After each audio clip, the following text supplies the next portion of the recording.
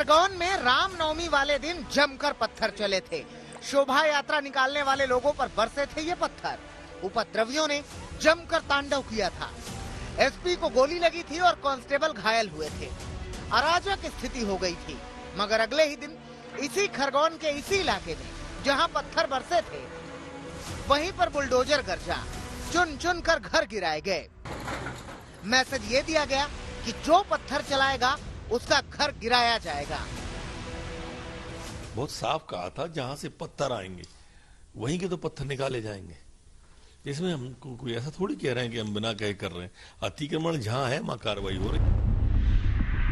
मध्य प्रदेश के गृह मंत्री बगैर लाग लपेट के मानते हैं कि पत्थरबाजों के घरों पर बुलडोजर चल रहा है।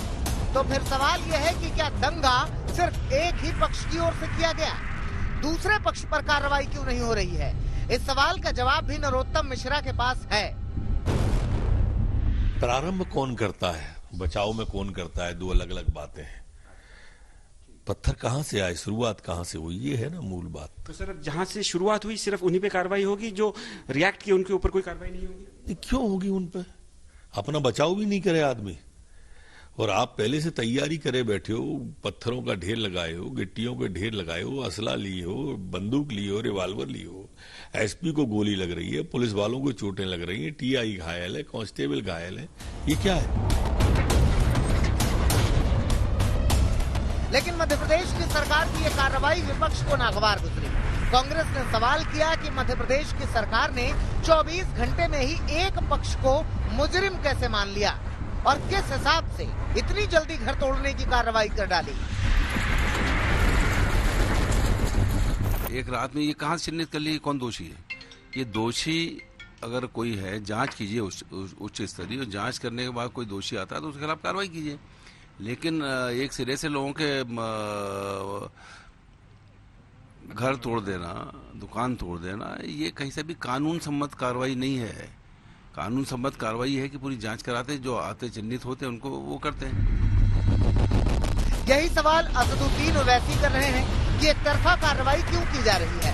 जानबूझकर एक धर्म विशेष के घरों को क्यों तोड़ा जा रहा है? किस कानून के तहत? ये कहना कि पथराव हुआ एक समुदाय की तरफ से, हरगिज नहीं मानता। और आप मेरी बात को मत मानिए। जहां जहां वायलेंस हुआ, चाहे मध्य प्रदेश में कांग्रेस की सरकार है और दूसरे कर्नाटक में राजस्थान में कांग्रेस सरकार है, मध्य प्रदेश हो, गुजरात हो, बिहार में नीतीश कुमार की सरकार है। भाई आपने परमिशन दिया था ना, सरकार ने परमिशन दिया, और ये स्टेट कॉम्प्लिसिट वायलेंस हुआ। इस स्टेट की सरासर नाकामी है। आप कैसा बोलते हैं, सरकार कैसा बोलती है कि पथराव हुआ? क्या सबूत है आपके पास, बताइए। और पथराव होता है तो फिर टारगेटेड आप मुस्लिम समुदाय के घरों को नुकसान पहुंचाते हैं, मस्जिदों के ऊपर झंडे लगा देते हैं। ये तो सरकार की। और फिर मध्य प्रदेश में तो कौन से कानून के तहत आपने घरों को डेमोलिशन किया? उस कानून का हवाला दीजिए हमको। पूरी कम्युनिटी को कलेक्टिव पनिशमेंट देते हैं। पहली नजर में ऐसा ही लगता है कि पत्थरबाजों के घरों पर शिवराज सरकार का बुलडोजर चला है। मगर पत्थरबाजी और बुलडोजर के चलने के बीच अवैध निर्माण का फॉर्मूला भी फिट है। देखिए, ऐसा है, अगर सरकारी जमीन पे बने हुए मकान हैं या नगर निगम की अनुमति के बिना बने हुए मकान हैं, तो जब दंगे वगैरह होते हैं तो देखा जाता है कि इनने कितना कानून का उल्लंघन पूर्व में कर चुके हैं। इधर हंगामा मचा ही था कि कांग्रेस के वरिष्ठ नेता दिग्विजय सिंह ने नया बम फोड़ दिया। उन्होंने मुजफ्फरपुर के वीडियो को खरगोन का वीडियो बताकर ट्वीट कर दिया। इस वीडियो में कुछ लोग मस्जिद पर भगवा झंडा लगा रहे हैं।